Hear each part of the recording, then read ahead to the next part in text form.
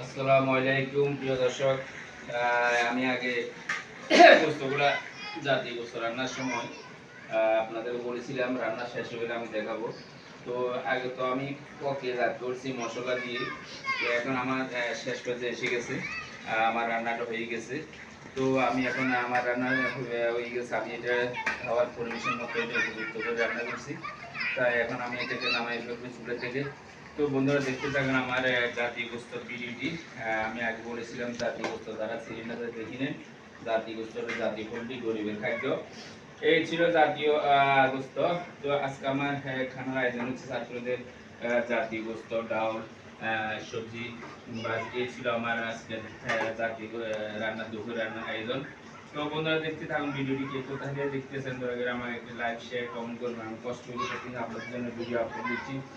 তো আমার ভিডিও দেখতে থাকুন। এখানে আমি শেষ পর্যন্ত এসে গেছি বন্ধুরা, আমার রান্নার কাজ প্রায় এখানে শেষ, দুপুর রান্নার কাজ। তো এখানে আমার আর এই পর্যন্ত আমার এখন আর আমার মনে হয় বিকেল বেলা আছে, আমি সেটা আপনার দেখাবো, হয়তো না দেখাতে পারি। তো প্রিয় দর্শক, আমি একটু দেখি যে মাইন্ড করবেন না, আপনারা যদি কেউ লবণ চাইতে চান মনে চাই তো চলে আসুন, আমি একটু লবণ দেখতেছি।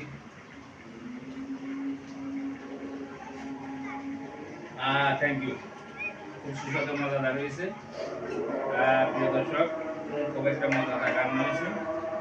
তো এখানে শেষ। প্রিয় দর্শক দেখতে থাকুন। তো আপনাদেরকেও দাওয়াত দিলাম, না দাওয়াত করবে যে আমি একা একা খাচ্ছি লবণ খাচ্ছি, তো আপনাদেরকে সবাইকে দাওয়াত দিলাম। তো আমার সাথে চলে এসুন আপনারা, আমি আছি ঢাকা ডেমরা মামুন বাজার জামিয়া কারিগরি মাদ্রাসা, চলে আসুন আমার সাথে, এখানে গাড়ি ভাড়া আমি দেবো, যারা যারা খাচ্ছি চলে আসুন।